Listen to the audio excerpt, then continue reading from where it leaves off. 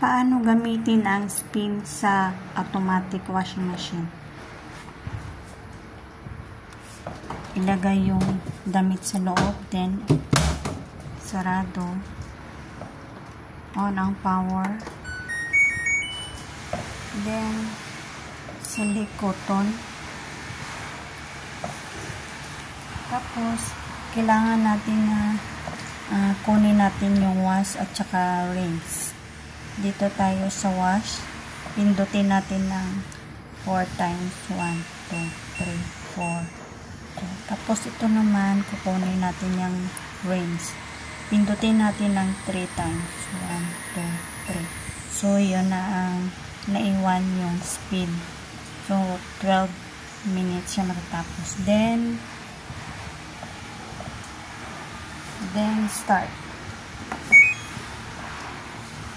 So, matatapos lang yan siya. Magbabasa lang yan pagkatapos.